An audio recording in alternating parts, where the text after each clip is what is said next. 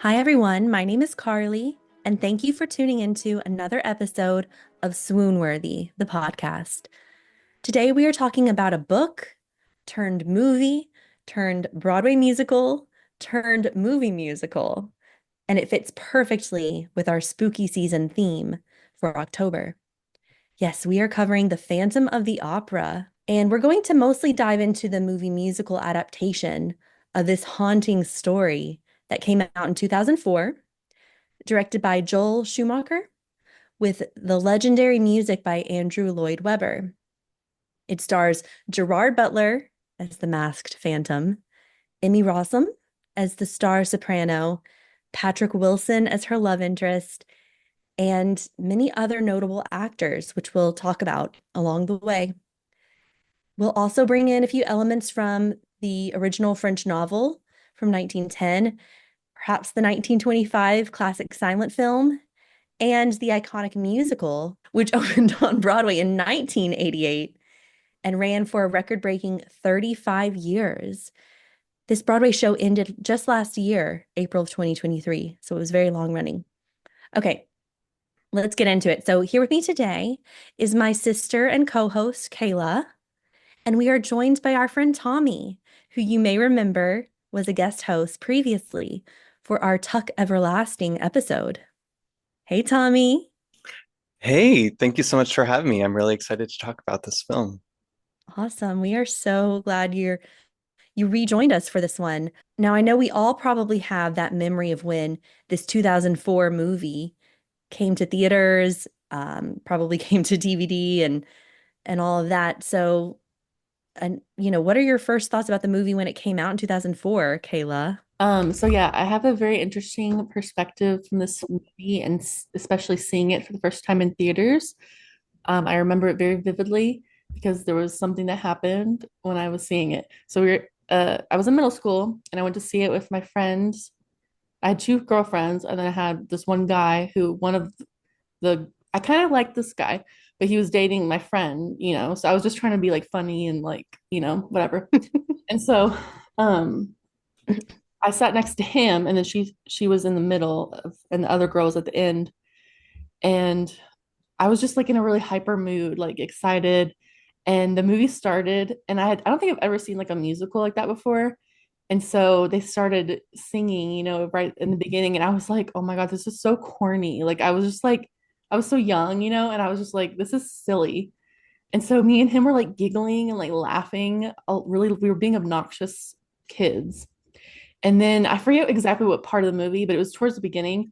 And this guy who's sitting like in front of us, kind of towards the left of me, but lower, he turned around and was like, and he looked at the guy, he didn't look at me. And he was like, if y'all don't shut up. And he like was so scary. He was so scary. I remember just like my heart was racing because I was just caught up in the moment. Like I wasn't taking it seriously, but he was obviously enjoying the movie as he should. Yeah. I literally, no, after that, we didn't make a peep. The way he said it was terrifying. He was so furious at us. And so I was just like stunned and I couldn't move and I couldn't enjoy the movie because I was just like horrified at the whole thing. Yeah. I felt bad. And so I had to get up and I like sat at the other side. I was just like, I have to get away from that guy. Aw. But I remember that movie and thinking like, this is just kind of corny. Like they're just singing. But I was younger. Mm-hmm. So And since then, you've watched it again. yeah, so I didn't watch it. I watched it a few times when I was in like high school with you, but I never like loved it, and it might be because of that experience. But I watched it again the other night for the first time as an adult, and I thought it was great. Yay. It was, I'm so glad. I was so nervous that you were just gonna still hate on it, and then Tommy and I were gonna get on here and be like loving it. well, it still gives me like this intense feeling when I watch it, but I think it gets deep. Yeah, you have PTSD for sure. Oh my gosh. Kayla, your experience sounds like some of the mixed reviews that the movie received. Some people took it Mm. really seriously and others just kind of laughed at it. So, Okay. I mean, Yeah.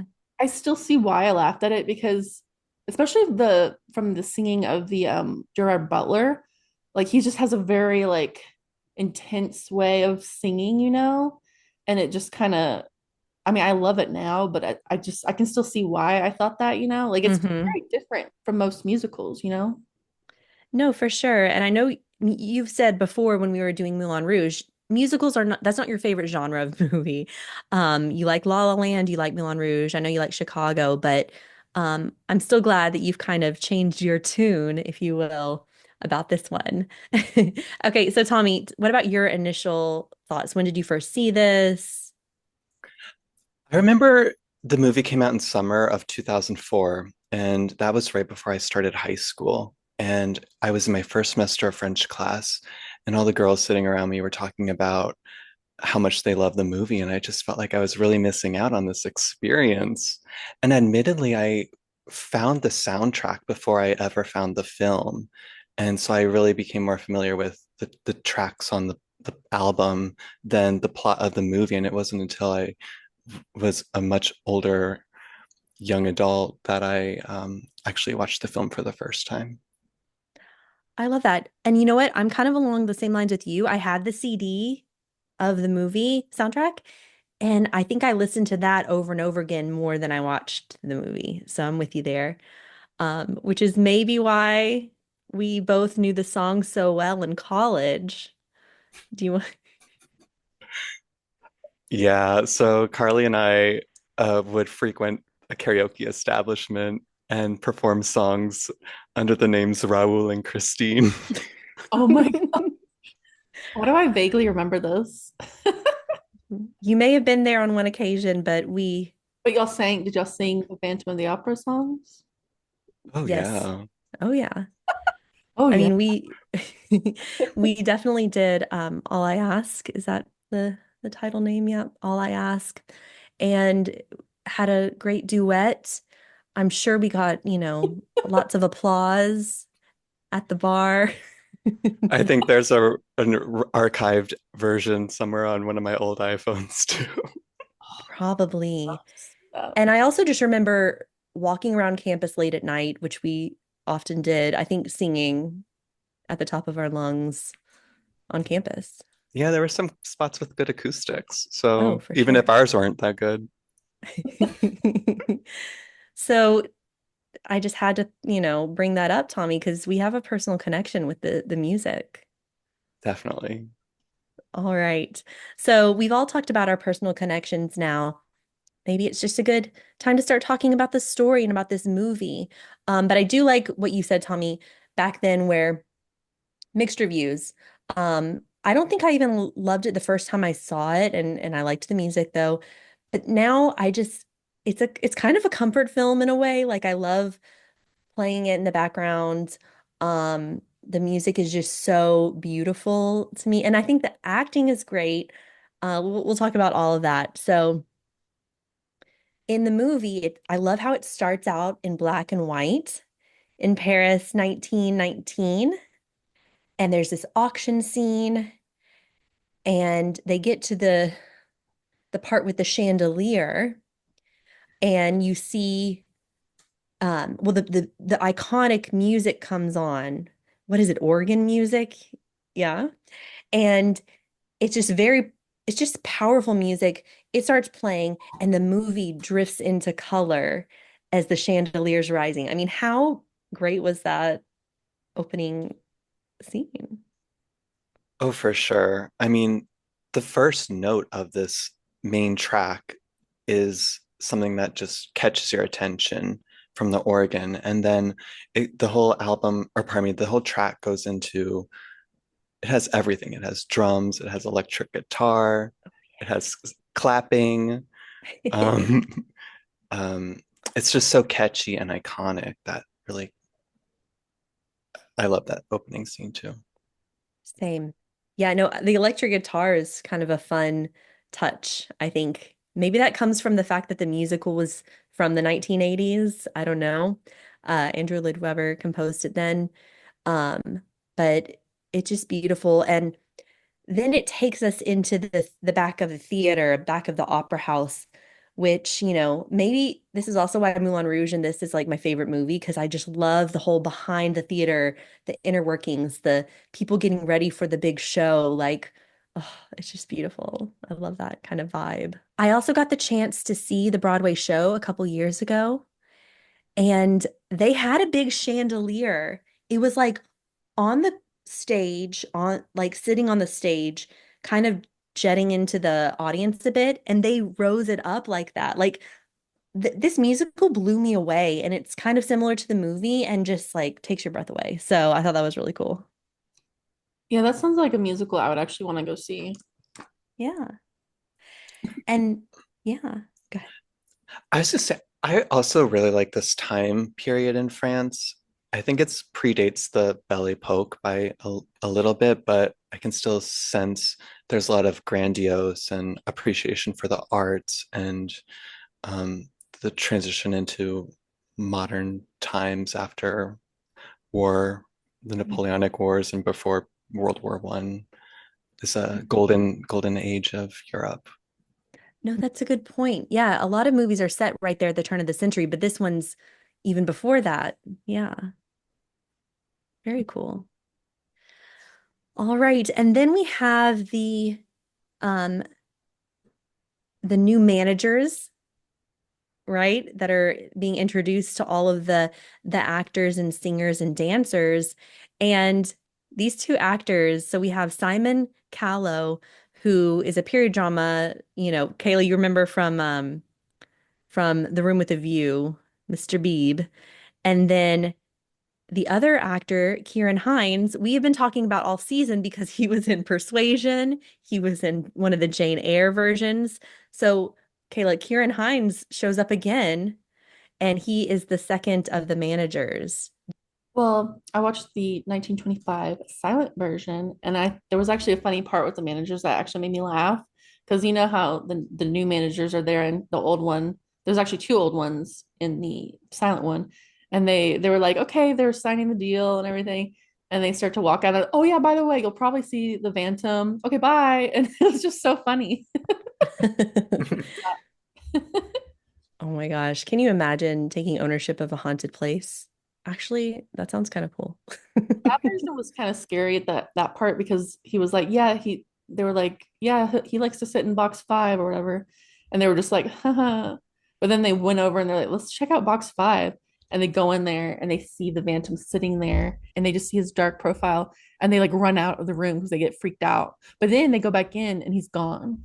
Was the Phantom scarier in the silent film than the 2004 adaptation? He was really creepy and it was just really sad because he was just like had no nose and it's just like ugh.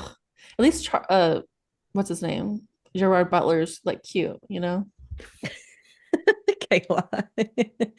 Okay, so the 1925 silent film that Kayla's referring to, um, it does kind of match up with the book description of the Phantom a bit more. So kind of the facial, He basically looks like a skeleton with skin on it. Ugh. apparently that actor, Lon Chaney, did his own makeup and like didn't show anyone what it was going to look like until they started filming. Oh my God. Pretty creepy. But I have to say, I'm glad that they kind of went with the musical and with the movie, the 2004 movie. They kind of went with a softer approach, um, because it just fits. But okay, we're gonna talk more about the Phantom here in a bit. Um, no, no, you're good, Kayla. All right. And then we have, okay, so the managers are taking over, and we get a lot of Minnie Driver in this initial kind of scene. So we have Minnie Driver, very famous actress, as Carlotta. What are your thoughts on this prima donna? I love her in this. She's fun and but I heard she doesn't do her own singing. No, she doesn't do the opera singing, but she is a singer, and she does the song at the end that actually was Oscar nominated as an original song. But no, she didn't do the opera singing. But she brings such vivaciousness to this character and like humor. I don't know, like No, she's really funny. I love it when she's like, he loved me, he loved me, he loved me. Yeah, she's definitely some comic relief. And her costumes are always very vibrant and a lot of pink and red and beautiful and colors. I don't know.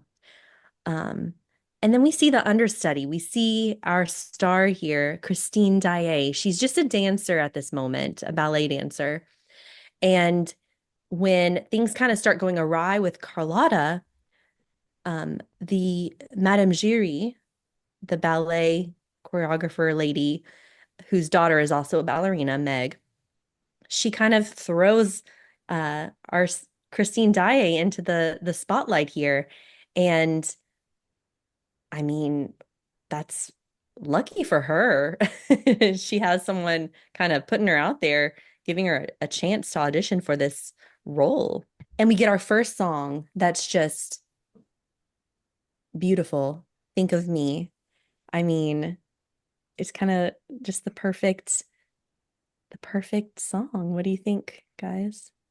I love it. She looks so Emmy Rossum looks so pretty in that dress with the jewels in her hair and um I can't believe she was only 17. Yeah. I think Crazy. she was actually 16. Oh. Wow.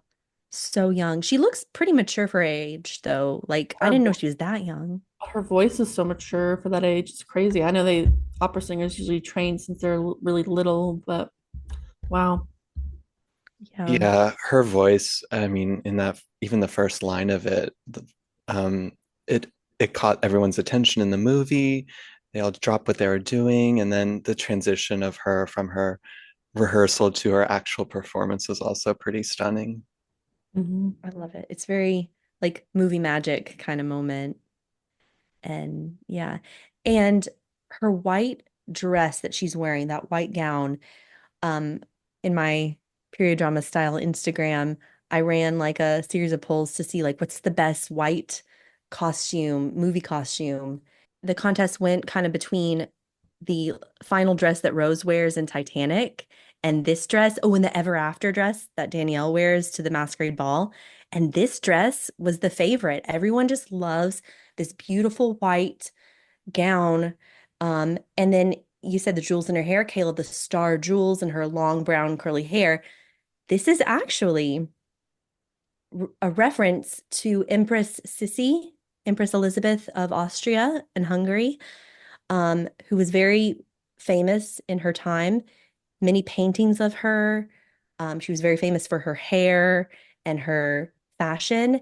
And I just think that's really cool that um, and it was around the same time period. And so I think it's just really cool that they modeled her look in this scene after Empress Sissy. Oh, I'm looking at it. That's so pretty. I see that. Mhm. Yeah. And I think I read somewhere where the director is an art fan and purposefully wanted this to look this way. Well, I have to mention that the costumes were designed by Alexandra Byrne, who received 6 Oscar nominations over the years, as recently as Emma 2020, and won the award in 2008 for Elizabeth the Golden Age. So we've definitely seen this costume designer in a lot of period dramas, and excellent work here for sure. Did either of you catch the Swarovski reference in the film? No, tell me. It was when Raoul was older and he was looking at a young couple window shopping, and they're looking at jewels, and it was a Swarovski window. I think I saw, but I didn't register until you said it. Yes, that is a good point. Is that when the jewel? I guess it's been around for a long time, that House of Jewels. Yeah, I'm not sure, but I Mhm. think after like it went from the jewels to like a transition of the fireworks for the mask ball Yeah, afterwards. that's so cool. That was a good eye.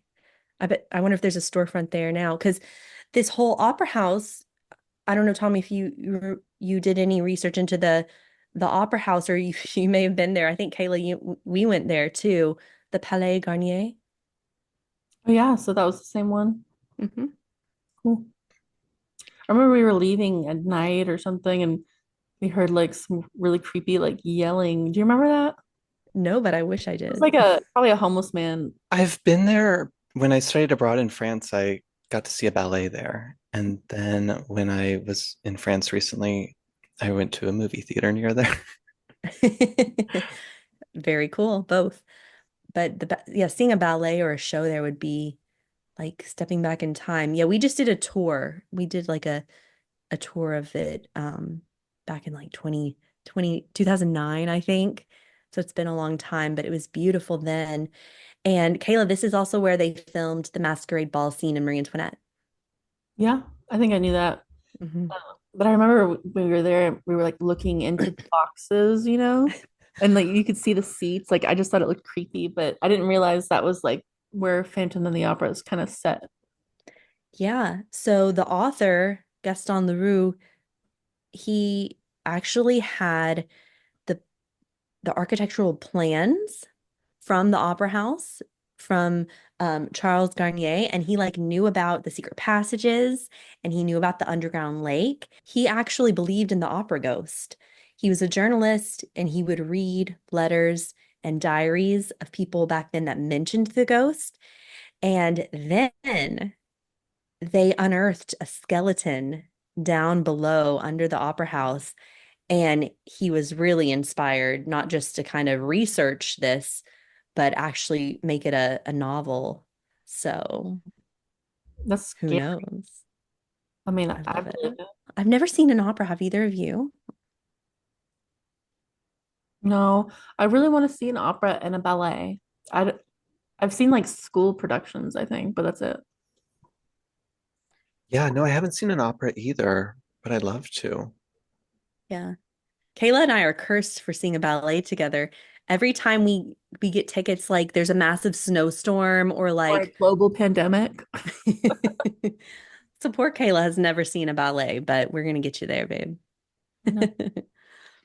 All right. Okay, back to the story. So she becomes a sensation on the stage. Everyone loved her performance. And we have, can it be Christine?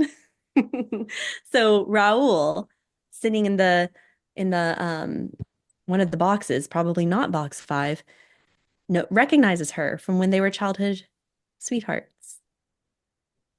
And I love that part in the movie. I think he's very cute and sweet and but it's kind of and funny that he didn't recognize her until she was like the star. okay, well, he was very busy, and Carlotta was just like, look at me. And he wasn't paying attention to the little dancer girl. But now she's on stage and he's like, that's Christine. And this is Patrick Wilson, great actor. If you've seen the Conjuring movies, I don't know what else he's been in, but I think he lives near me in He Jersey. he was in Remember the Alamo. Alamo. I said that really weird. Say that again. I heard Remember the Elmo. I did too. Remember the Alamo? Wait, I don't think, is that movie just called The Alamo? It may be called just the Alamo. Hold on, let's look it up, Kayla. Because I know what you're talking about now. Remember the Alamo? He was in the Alamo. Oh, Oh, he was also in what? What else was he in? He was in other stuff. Okay, well, well, he's a Broadway singer too. I mean, you can tell like he's got an amazing voice. I kind of swoon over his voice. Like, I mean, it's just so soft and like natural, and it doesn't make you nervous that he's gonna sing off key. Like, he's just, oh, great voice. What do Effortless. you guys think? And their voices sound so good together, him and Christine or Emmy. Yeah. Yeah. Yeah, I agree. I also really liked his voice. And I was similar to you, Carly, less nervous when he would sing as opposed to Gerard. Yeah. Yes. Yeah.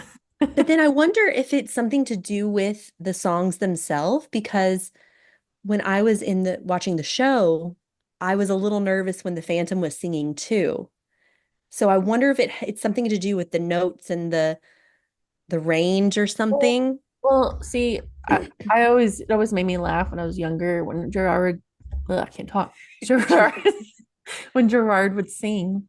But now that I watch it as an adult, I'm like, well, I kind of feel like he's just very unstable with his He's unstable with his emotions and Emotions. Okay, he's very unstable with his emotions and his, you know what I'm trying to say? He's I very do. he's unstable emotionally and it comes out in his voice. I like that. Yeah, that's a good point. Very nice. And okay, so we have Raul and Christine meeting up again. She remembers him, he remembers her, and they're kind of like having a little moment. He leaves the room. He's like, I'm gonna take you to dinner or something. I'll go get my horses. Don't worry about anything. You're scared for no reason. And then the Phantom locks the door on her and calls to her through the mirror. This is the big mirror scene. And it cuts for a moment to Raoul like banging on the door trying to get in. And then it's like that's like that kind of goes away. I don't know if you guys noticed that. Like Oh he's yeah, where'd like you go? Did you give up? I think he Got just gave up. distracted. But you also see Madame Giry just like hanging by the door, watching the Phantom lock it. That's the beginning of me realizing she's an accomplice and an enabler in this film. It's so true. She She's in she on is. But I love her. She's got such a great vibe. She's also in Sleepy Hollow. This is Miranda Richardson. Um, yeah, I like how she's watching. That's a good point, Tommy. Kayla, her eyeliner in this movie, this is how you do your eyeliner. And I noticed that right off the bat. I was like, Kayla's Madame Giry with her style of eyeliner. I mean, I'm not the only one that does that. I know, but it's just It's a very, 60s thing and it doesn't age me. That's what Generation Z is like. Oh, the winged eyeliner, it makes you look old. But they're so dumb. It's like that's from the 60s. well, or the 1880s. Well, Maybe. I don't know. Okay. Anywho, so good point about Madame Giry. And then we get the iconic music coming back, the Phantom of the Opera song, the organ playing again as he brings her down to his lair, to his underground cellar. And I just love it. She's in a trance. She's wearing this white corset, lacy negligee number. Her makeup before had been like very white and pure, like natural looking and shimmery. And now she's got this like sultry like eyeshadow going on. It's like everything changed for her and she's being, summoned. And I love this this scene kind of though. looks like an 80s music video to me or something. And with the electric guitar, I'm like, whoa, this changed. Like, Yeah. And he takes her down below. He's leading her. They're kind of doing a duet too. And um she gets to ride a horse for a little bit. She gets where did the she horse gets come from? he's just got a horse on hand if he needs one. He gets her to be on a boat with him in the sewage water. Go ahead. Oh yeah, there's tons of stuff down there. Lots going Dead on. bodies probably in the water. Yeah. And in the Broadway musical, they do this part so well. Like there's like they're coming down. I think they bring a horse on stage, if I'm not mistaken. They make it look like water on the stage and fog, and the boat's like actually moving. It was really cool. I bet it was. Yeah. And they get into the the hideaway, his house essentially underneath the opera house. And there's lots of candles lit up. It's just this really cool. It's kind of like a shrine to her, basically, right? Isn't there like a wax figure of her down there? There is very much a mannequin wax figure of Emmy. And there's also a diorama of Christine on the stage. So he's been clearly following her around. Oh my Right? gosh. Orchestrating this whole thing.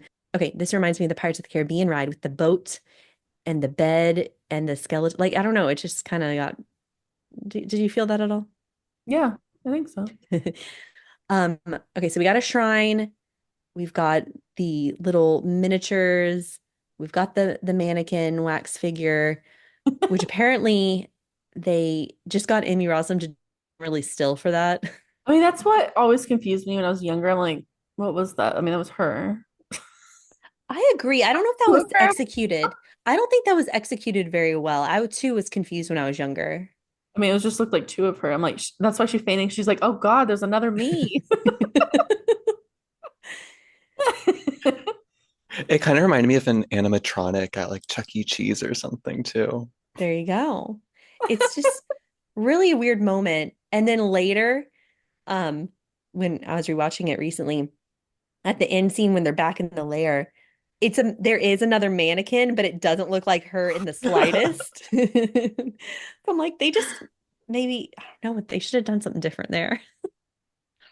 They But should nowadays they would have probably done CGI, which wouldn't have been the best either. they should have just made it look mostly like her, but not fully. Like obviously a mannequin. Instead of a That's clone. her again. But yeah, so at this point, she's still in a trance by the music, by his singing, by this like crazy experience she's having. And she's kind of succumbing to this. Like she's kind of like, Yeah. maybe I love him, Well, maybe. this part's different from the 1925 film because in that one she's like being dragged down there. Like she does not want to go. Like this creepy guy with the mask on is freaky, and she's just like not really enjoying herself at all. I feel bad for her, honestly. But Gerard's a lot more charming than that guy, that version. So I understand. I know, I think she almost looks at him and she's like, oh, okay, he's okay. I'll go with him.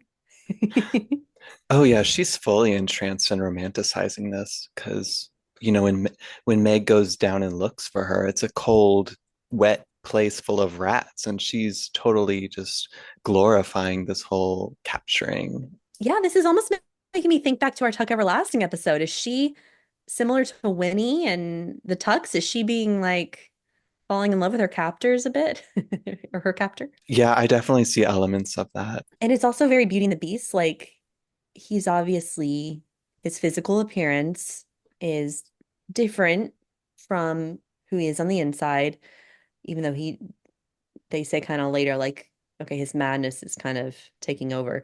But you know, he had some bad stuff happen to him, as we will learn. And, maybe this could work. This is kind of like is she Belle to his beast, or what are we thinking here? Well, that's true, but there is a Raoul in this scenario. He's, you Yes. know, he's the Normal. he's what is the hold on, what's the the TikTok thing? The 6'5" blue eyes. Fine. He's in finance. Five. Wait, what is it? How does it go? Like I Sorry. want to find a man in finance. He wants to Six. find a man in finance. Trust fund. 6'5" blue eyes. Yeah. No, he is great. I also feel like just back to the Beauty and the Beast thing real fast. Like I love Patrick Wilson with the longer hair. It's kind of like a nice like light brown, almost blondish. And it kind of reminds me of at the end of Beauty and the Beast, the animated version, when he changes from the Beast to Adam, the prince, and I feel like he kind of looks like that. Like he could have played the Beast Oh, yeah, definitely. and she could have been Belle, Emmy Rossum. Would have been a much better bill. We're not gonna talk about Emma Watson right now. Uh, but yeah. So okay. So this is the big unmasking scene. So she kind of goes to sleep for a little bit in the swan bed, kind of takes a little nap. He's caressing her face, and he goes and plays his piano because he's just this musical genius, right? And she goes over there and she just can't help herself. She takes his mask off, which is also in the Kayla, as you know, in the 1925 version. It's just very an iconic scene. Um, and yeah, she's horrified. But again, Gerard Butler, it's not that bad. It's like a little scar. One more Beauty and the Beast reference. So, do you remember the chandeliers that are like moving when they're going down there and they're like human arms and hands with the chandeliers? The very old La Belle et la Bête movie is um I think that's paying homage to that movie because there's like anyways. All right. Okay. Oh, Kayla, no, but this is your favorite part when she wakes up and unmasks him and he sings. Oh yeah. Wait, wait, why can't I remember what he says? You texted me. Something the lying Delilah. Yeah, you little lying. You little lying Delilah. The way how does he say it again? I can't You remember. little lying Oh Delilah. yeah. You little lying Delilah. Yeah, his I mean, I think he's a great choice for this role because his voice is so like powerful and gruff and it's not like perfect, and pristine. It's like tortured almost, you know. Mm, I think it look as an adult, I feel like he was a great choice. okay. Yeah, and you're saying gruff. I almost feel like it's smooth though. It's just kind of, I don't know. It's hard to describe his voice. It's tortured. Okay. We'll go tortured. All right. And Christine just missing at this point. But um she comes, I mean, he lets her back out of this layer. He's not going to just keep her captured there forever. He actually wants her to continue her being on the stage and being the prima donna. But instead, he's doing sending all these letters to the managers and to Raoul and by way of Madame Giry as well. And so they're kind of starting to think like, okay, why is everyone talking about Christine? Like, this is just weird.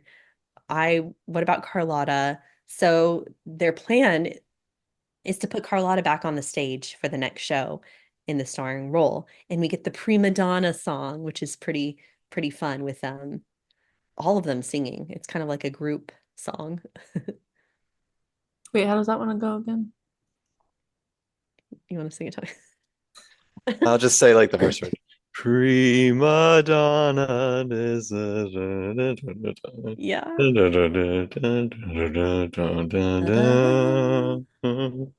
I love it. And and I love like her, I mean, this is Minnie Driver at her best, like comedic. Like she's got the little doggy and like the flowers and the people, worshiping her. And then they put the dress on from up in the sky and she kind of like goes into it. And it's this beautiful, like vibrant pink stage gown, very Marie Antoinette with the wig too, Kayla. And so, and we see Christine is back to understudy. And she almost looks a little sad, I noticed when I watched it this time. Like she's kind of like, damn, I just got demoted. Um, but they're putting on the new show. And this is kind of comical. Christine's like playing a little servant in disguise. It's just comedy of errors. This is kind of like what a comedy opera would probably be back then. And things start to go wrong because the Phantom is pissed that Christine is not in the lead role. And he starts, I mean, you hear his booming voice over over the everybody. The audience hears him too, and he's not happy. Box 5 is not left for him. And he punishes everybody. He punishes Carlotta with a frog voice, which is kind of fun. And then Joseph Bouquet, I think is the character's name, is he's kind of like he's in the rafters. He kind of controls the ropes and pulls for the show. And he had been kind of like trying to catch the Phantom maybe a little bit or just spy on people. And he gets hung on stage. That's pretty intense. Yeah, that was a really shocking scene, and he failed to keep his hands at the level of his eyes. Can't do that. You gotta. That was in the silent version too. Yeah, they didn't say it like phrase it that way, but yeah, it was like keep your hand up. Um, yeah, very cool. And or very scary. And then what else happened? Oh my gosh. Okay. Okay, Tommy. So this is the duet scene after this. Mm-hmm. Yes. All I ask. It's a beautiful duet.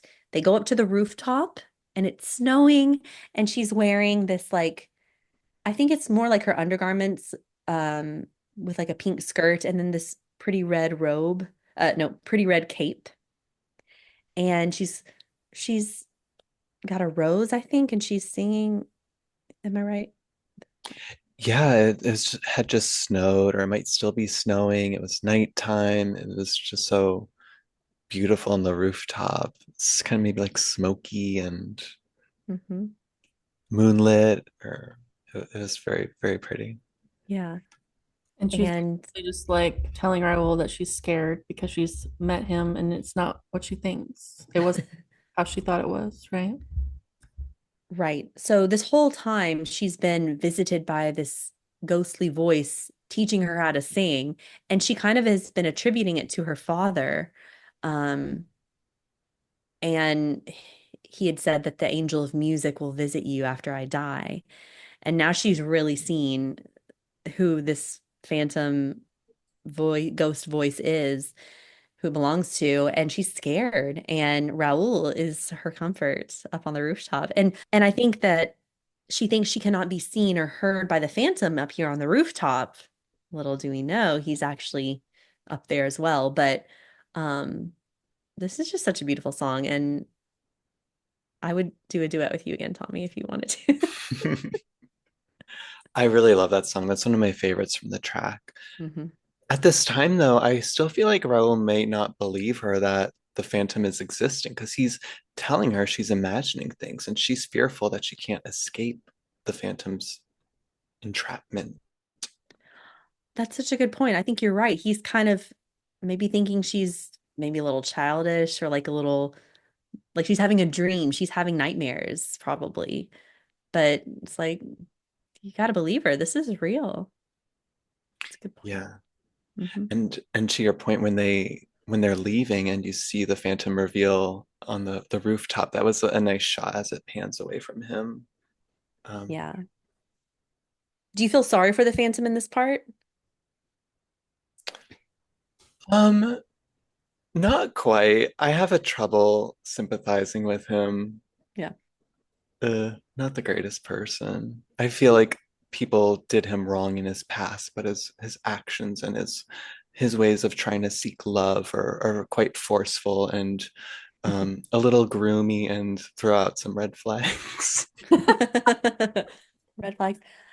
Well, I have to say though, I've posted before also on my Instagram, like, are you team Raul or team Eric? So by the way, they never mention his name in the 2004 movie as Eric, but in the old movie, silent film, and in the book, it's Eric with a K.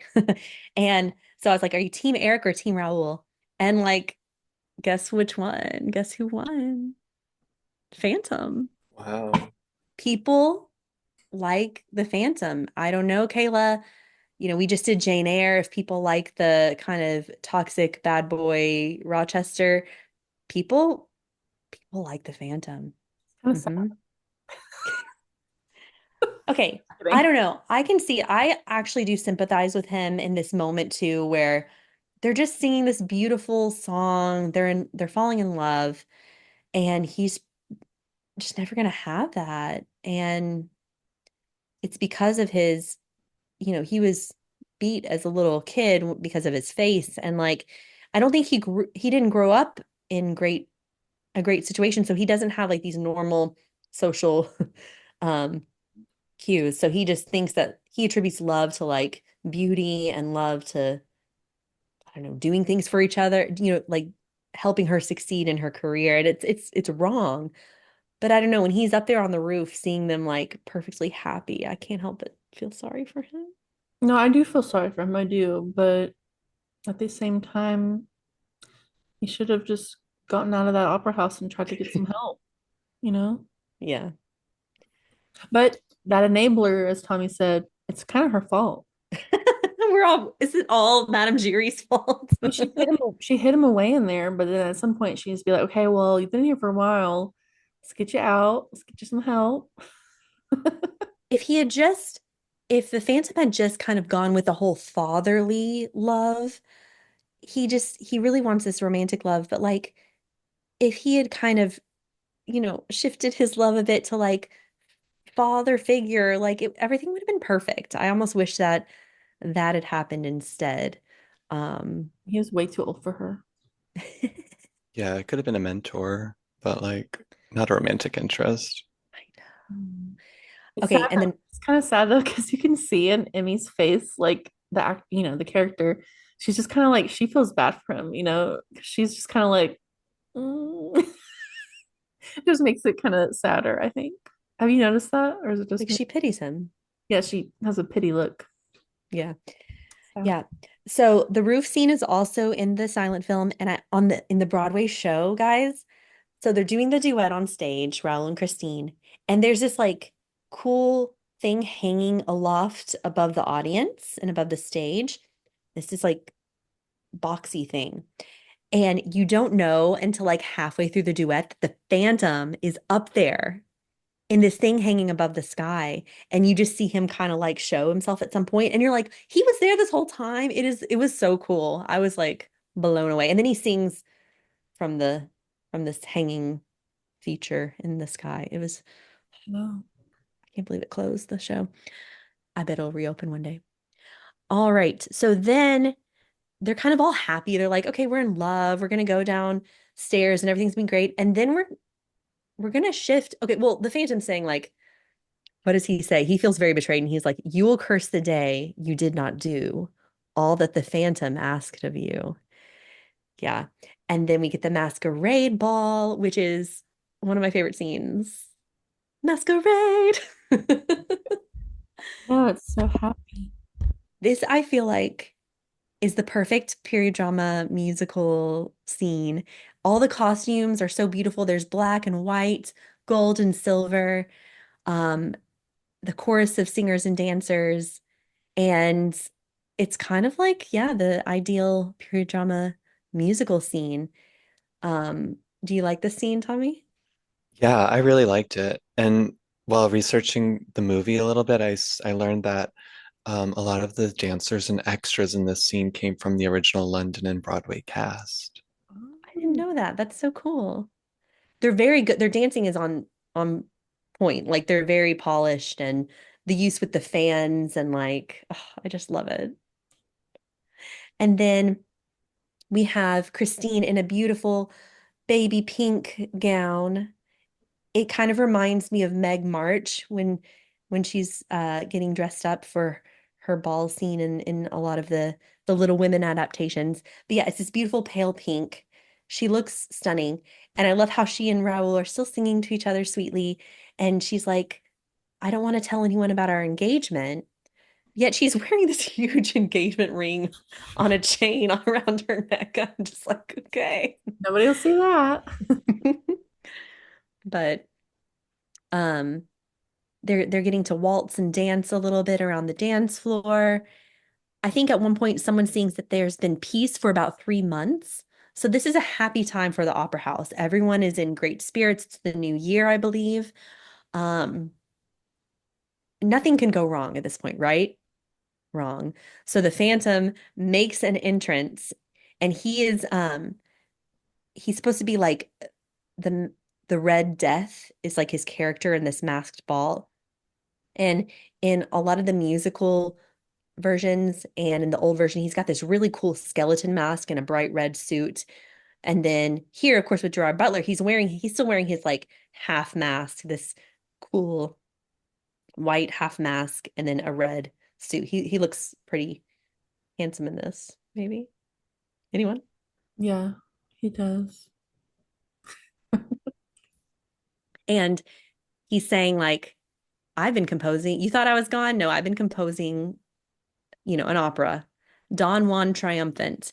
And you're gonna be the star of it, Christine, and my musical genius is gonna be shown to everybody. And yeah, he's kind of becoming really power hungry right now. Raoul and him fight, but Raoul doesn't really have a chance when they're kind of in that hall of mirrors and like they're on the Phantoms. They're in the Phantoms, like, Yeah, oh, because let's they're just in like the Hall of Mirrors and it's like a fun house, right?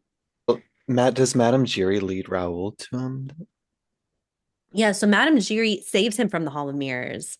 That's what it is. And then she tells the background story. Oh yeah, I forgot they jumped down from the ball into the ground. Raoul went after him. Okay, yeah.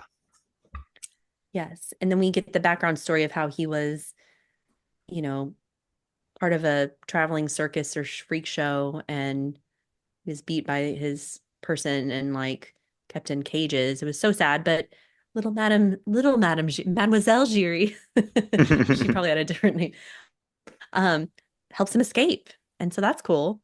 Or enabling, one or the other. Well, not before he murdered somebody as a child, too, right? See, I breeze over that. Oh my gosh. You're right. I mean, self-defense? I mean, it's really complicated. Well, It's really complicated. It's really sad. It should never have, he should never have been treated that way, but sometimes Yeah. how you react to the way you're treated, that's important too, you know? Yeah, you think of his villain origin story, and he's not necessarily the freak. It's the people gawking at him and making a laugh out of him. Hmm. Yeah. you're right. You're right. It's exactly that, the villain origin story here. Um, and now, Raul at this point knows without a doubt that this guy is real. This is a real menace here. They've got to form a plan.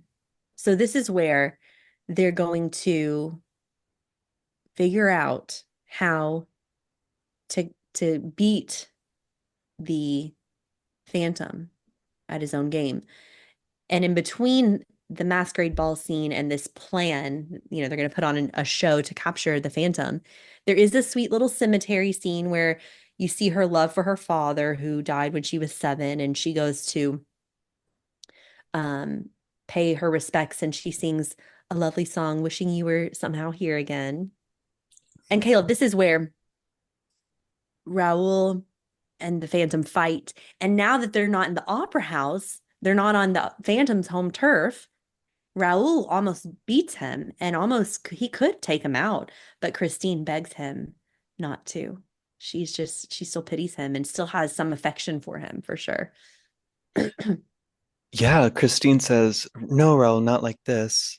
Mhm. And you would think if your life was spared, you would maybe extend an olive branch or like not try to give them the benefit of the doubt. But he now seeks vengeance against both of them. So that's maybe why I'm a little less sympathetic towards him, just because I'm having trouble understanding his psyche.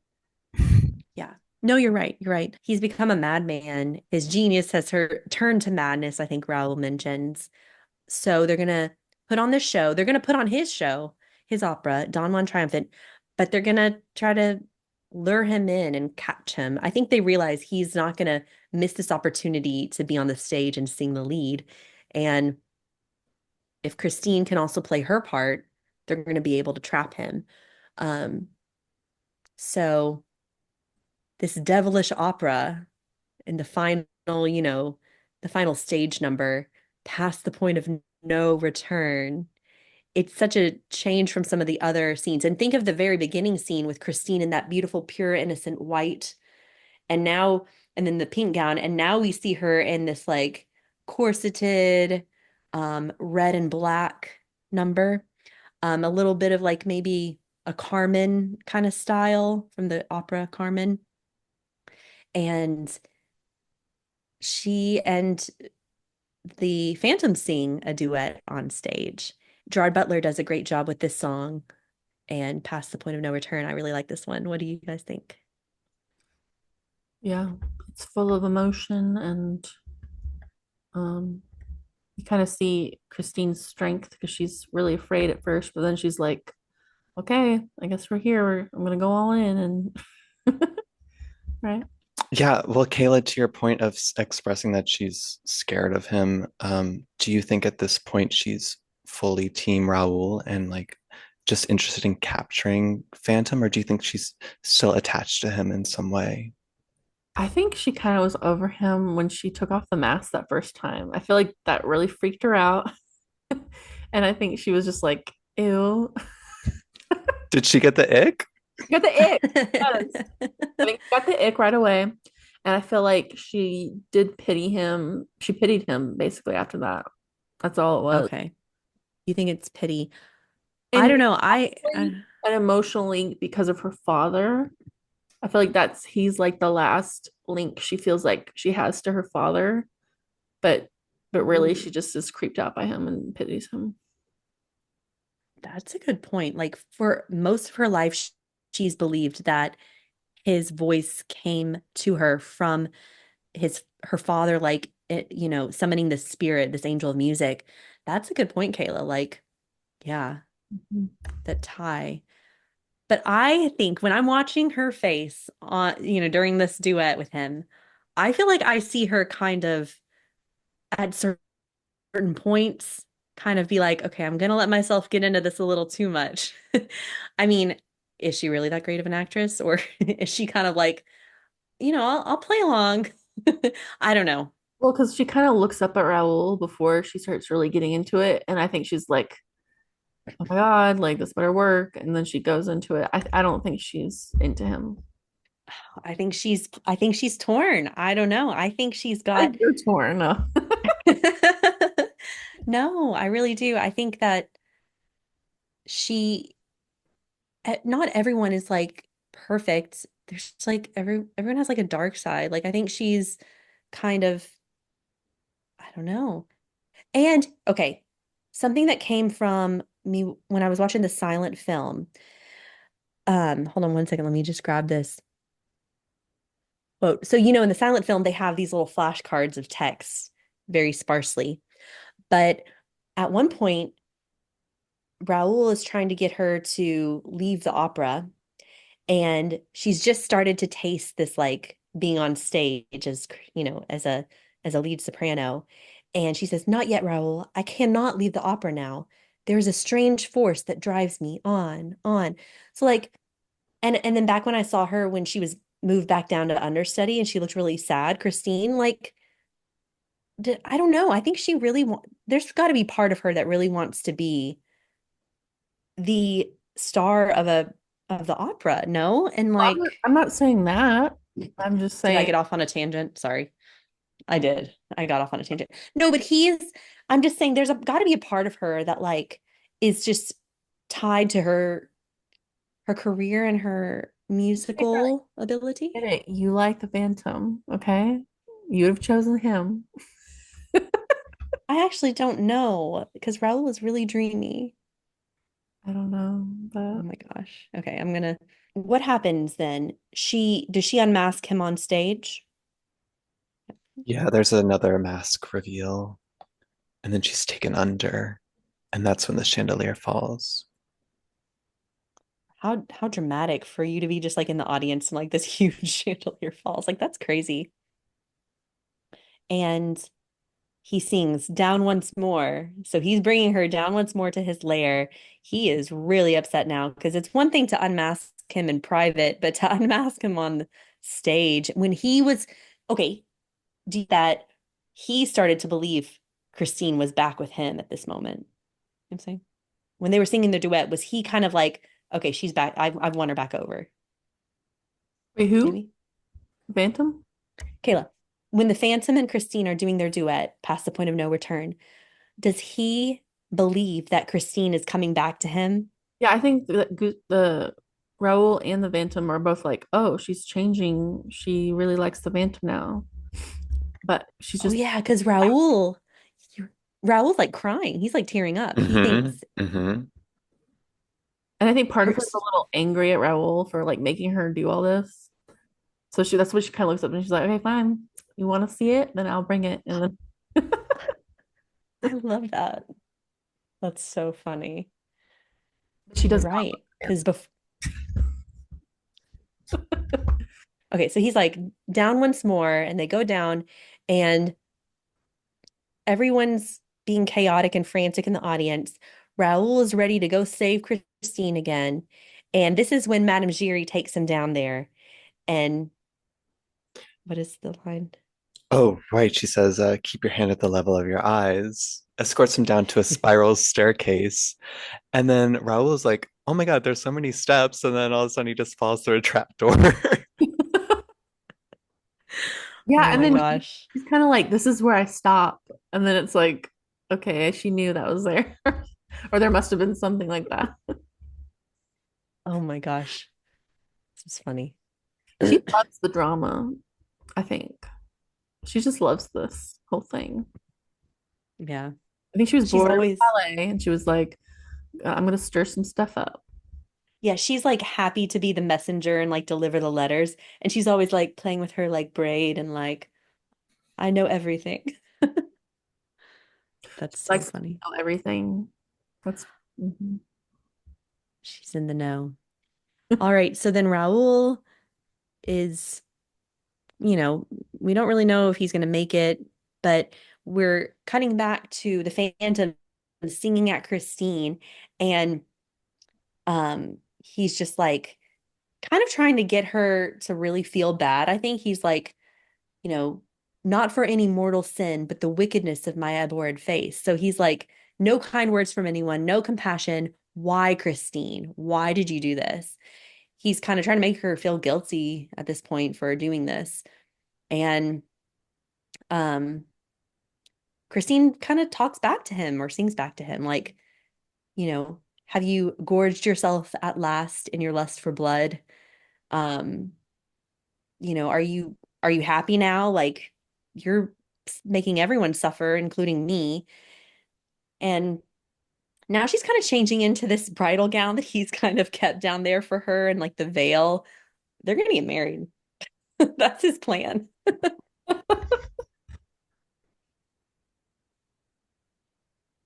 I love the way you said that. Yeah, they're just, they're gonna get married down there. He's gonna keep her down there forever. They're gonna live happily ever after. I guess that's his plan. Um, and she's like, this haunted face holds no horror for me now. It's in your soul that the true distortion lies. Oh wow, that's Bam, deep. bam. That's deep. Those lyrics. Yeah. Um, we get Raoul at the gates. He's like, he found them and he's gonna try to save her, I guess. Yeah. He I gets think. tied to the gate. Yeah. Oh yeah. Phantom is like always one step ahead and like he didn't keep his hand up and so at the level of his eye. And so he's going to be strangled. And he's kind of like telling Christine like free him, do you want to save him or like if you marry me, I'll save him. Yeah. And yeah. And she's like, well, okay, you're gonna make me lie in order to save him? Or he says that. One of them says that. And Kayla, in the silent movie, I noticed that the Phantom's kind of doing the bargaining thing with Christine again. And like if you marry me, I'll save him. And she hesitates. She like doesn't answer. She's like, I really don't want to live my life with you. Well, yeah, I can't blame her because he's very repulsive in that version. Like, I want to be sick. He's gross. Oh my gosh. Well, it's makeup, so you can say that it's not like a real. Would Okay. you would you live with Gerard Butler if you had to? If you could save everybody, would you? I love the light. I love sunlight, so that's a no for me. But he's cute. Raoul is trying to get her to save herself from this life of misery and just let him die. And and this is when Christine just takes a little pity on him again and decides to use her true like her the fact that she's so genuine and a caring person to maybe change the Phantom's mind, I think. So she's like, pitiful creature of darkness, what kind of life have you known? God, give me courage to show you that you are not alone. And she kisses him. And it's a genuine, real kiss. She kind of kisses him twice. I mean, she's not opposed to the kiss. And I think at this point, he's like, okay, she really has shown me what love could be like, what true love could be like. I think he kind of like counts his losses. He's like, okay, I got a really good kiss and everyone's about to attack me now. So I'm just gonna call it a day. Well, it's kind of sad because I guess he just wanted someone to show him genuine love and kindness. That's all he wanted. It's sad. Yeah, I agree, Kayla. He just didn't know how to give unconditional love either. Mhm. Yeah. Mm. And so when she finally kisses him, not by she kisses him of her own free will, and he gets to experience that for the first time, some affection. He's like, okay, I'm a changed man now. I'm gonna let you go with your Raoul. He saw that she chose to love him even though he was not being a good person or whatever. And that kind of, I guess that's what showed him unconditional love. We have a happy ending after all because Raoul and Christine get to row away singing their reprise, and the Phantom is going to be alone now, but he's at least got a kiss, and that's something he can think about. And she comes back one more time actually before she rows away, and she sees him sitting there with his little music box, the monkey with the cymbals, and gives the Phantom the engagement ring as a little token. So he'll remember her, and then she rows away. Hmm. And I think, earlier he was acting out of revenge and he was kind of going crazy, but I think he's kind of maybe changed now. I mean, he doesn't ever seek revenge again at this point. He's happy for what he got. Little kiss, and he's yeah. So did he just stay there until he died? I don't know. Is he still there? No. I kind of like to think he lived on. I mean, when Raoul visits Christine's grave and he sees the rose and the ring at the grave, like, who else could have left it there? Yeah. Mm. Yeah. I mean, do we think, I love that, and I'm with you. Do we think that he watched them from afar all their lives? Or like, do you think he found a life for himself somewhere, or he just stayed at the opera house? What do we think? Definitely not. He stayed pining over her, probably. I agree. I think Christine was his true love, and he watched them from afar, followed them. Hmm. He stalked them. Oh my gosh. Yeah, well, we don't know what happened for the rest of their lives, so we just never know. Maybe Christine was seeing him on the side.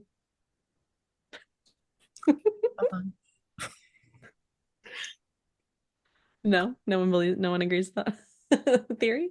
No. I'm just kidding. No, she was with Raoul. Um, and in the 1925 version, he dies. The mob kills him and throws him in the Seine.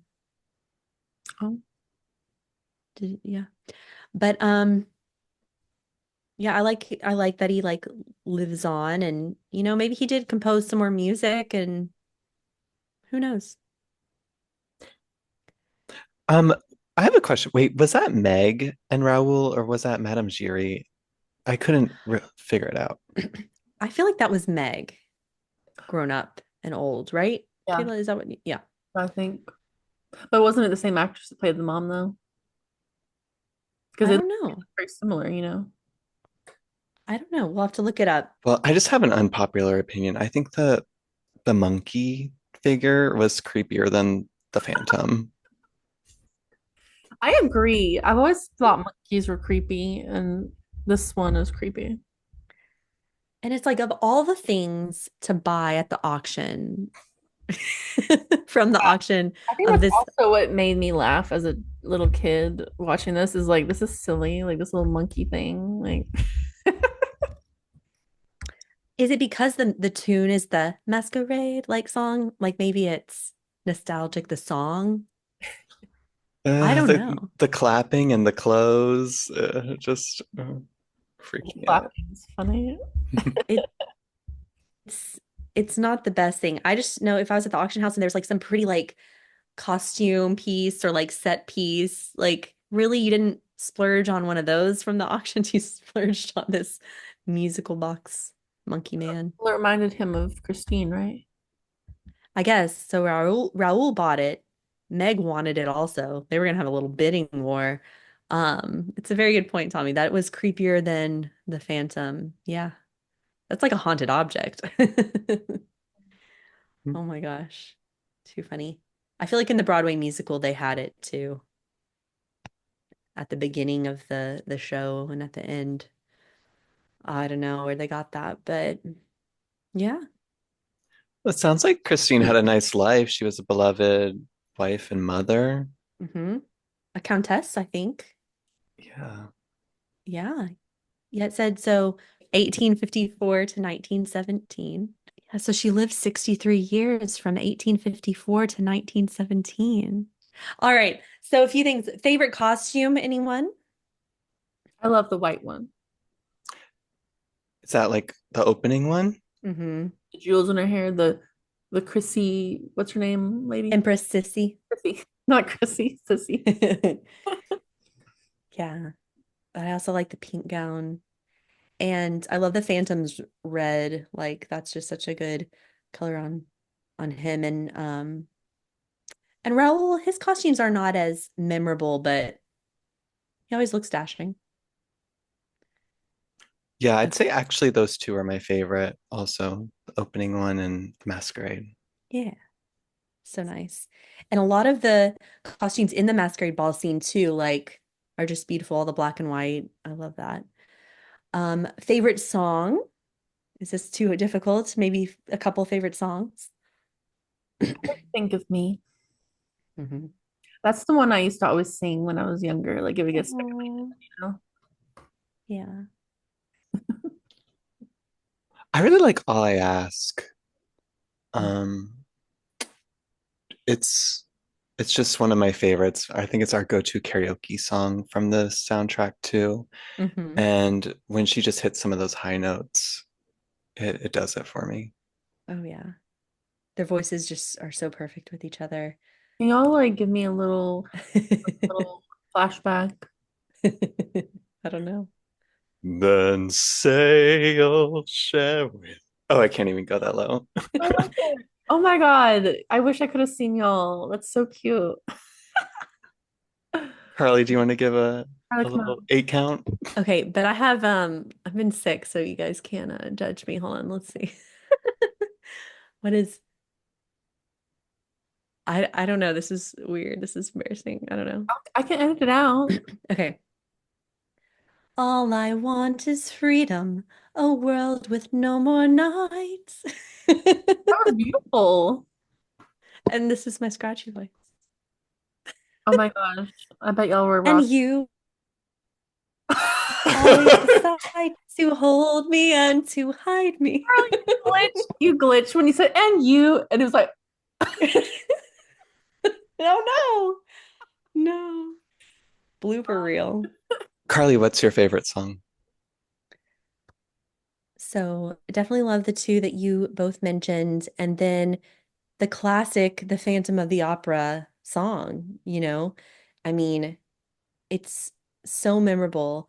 I was trying to get my husband to watch this movie with me and he didn't want to, but he heard the music from the other room and he was like, "Oh, that's the song." So, I mean, even if you haven't seen the movie, haven't seen the musical, like everyone knows that song. okay, now I want to watch this song with Tristan and just get his commentary on it because I feel like that'd be hilarious. Oh my gosh. Yeah. He's not a huge fan of musicals, so I got him to watch Singing in the Rain and he hated it. And I was like, no, this is the best. What? Okay. But so yeah, the classic Phantom song and when she's giving in to the Phantom. I also like the 80s one where she's in the boat. That's the one that I'm talking Oh, okay. about. Yeah. No worries. Hold on. What was I gonna say? We're getting close to the end here. We just want to make sure we don't miss anything. Um, Are you going to ask about a recast? oh, I didn't think about this, but yeah, okay. Has anyone thought about a recast if they were to redo this movie musical now? Who would be cast as Christine, the Phantom, and Raoul? I know who would be a great Phantom. Who? Jacob Elordi. Oh my God. Maybe. And guess who could be a great Christine? Daisy Edgar. No, no, no, no, no, Tell me who. Daisy Edgar Jones. no, not at all. I almost think I could see Jacob Elordi as the Phantom. And guess who I would be a think great Raoul? Timothy Chalamet. Timothy Chalamet. Okay, but no to your Christine. Hold on. There's so Margot many other Robbie. people. Ew. I'm kidding. Oh my gosh. Okay, Tommy, have you thought of anyone to recast? Um, I heard that when the movie came out, a lot of people were hoping Hugh Jackman would play Phantom, but he was busy with um, Van Helsing. He would have been really good. Yeah, I would enjoy that. I'm just trying to think of like strong actors with good voices too. Oh yeah. I Um, mean, he was excellent in Les Mis and The Greatest Showman. Yeah, that's a perfect one. and as far as Christine's, I was thinking Rachel Zegler or perhaps Catherine McPhee. Hmm. What are some other actresses who can sing that are also actresses? I can't think of I it. think I think Anne Hathaway auditioned for this. She would have been good too. I think Emmy Rossum was perfect though. Oh yeah. Yeah, I really like her as an actress, and I followed her solo career a little bit too. She's got some songs and came out with an album after this movie. Hmm. That's cool. I didn't know that. Yeah, she's lovely. I think she was in a Disney Channel movie way back when, like an ice skating one, maybe. Does that ring a bell? I'll have Oh to look yeah. it up. And then Kayla, Phantom of the Megaplex. We gotta throw that out Oh, I there. was gonna say I just watched that today. The opening scene is of the 1925 film. He's kind of got a voiceover talking about it. And I was like, oh, does Catherine Langford sing? I don't know who she is. She was in Knives Out. She was one of the family members. There's probably oh Oh, she's pretty. oh, I thought of the perfect person. What's her name? Um, dang it, what's her name? Crap. What was her name? You know who I'm talking about? What No. is she in? She's in oh, True. She was the young, she's older now, but she was in True Grit, I think. She sings. Are you talking about Evan Rachel Wood? No, I don't know what she's True a Grit is. Just brunette. like, True Grit. oh, Haley Steinfeld. Haley Steinfeld. Mhm. Yeah, yeah, yeah. I think she could do it. Mm-hmm.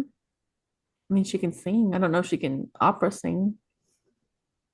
Well, that's the thing too, though. Emmy Rossum wasn't full on opera voice. Oh, really? I would cast Ewan McGregor as Raoul, but there might be like too much of a crossover with Moulin Rouge. I like that. Oh my gosh, he would so be a good Raoul. Oh my gosh, I love that. Yes, because That I was a think great choice. Hugh Jackman, Ewan McGregor. Who else back then would we cast besides Emmy? Nicole Kidman. Oh my gosh. Well, okay, back then, if we're going with the back then look, I mean, Anne Hathaway or something I think Anne would Hathaway would have been cool. like okay. So we're going with the whole like early 2000s if they needed a new cast. But Yeah. there's a lot of talent out there now. I'm not as good. Stephanie would probably have some good musical people for Christine. Mhm. I was maybe thinking Ariana DeBose or something, but I don't know how. Okay, final. Team Raoul or Team Eric? Tommy. We already know. I'm Team Raoul. I am Team Raoul. Okay. How about you, Carly? Oh, wait, let me ask. Carly, are you Team Raoul too? Undecided. Carly, you can say it. You love the Phantom. Carly, have you gone past the point of no return? No going back now. Okay, so we have done a deep dive into the 2004 The Phantom of the Opera movie musical. We've also talked about the Broadway musical a bit and the 1925 silent film. We've discussed love interests and madness versus genius a bit. We hope that you enjoyed this podcast episode. I want to say thank you to Tommy for joining us. I hope you had fun. Absolutely did. It was a blast. Thank you, and for bringing great insights into the episode. And Kayla as well. Thank you, as always, Kayla, for being my co-host. All right, and happy spooky season, everyone. We'll catch you next time. Bye.